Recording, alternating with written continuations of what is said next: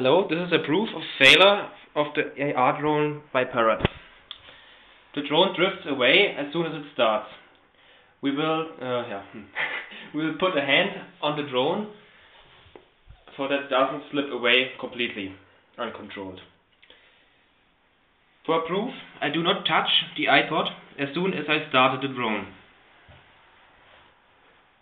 Okay, let's go. I press the start button.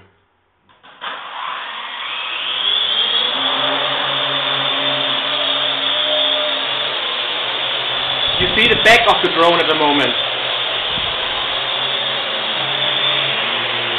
It tries to slip through the wall.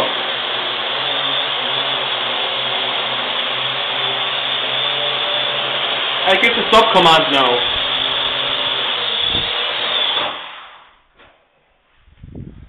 I don't know if that is normal, but the backlights went red as soon as the drone started.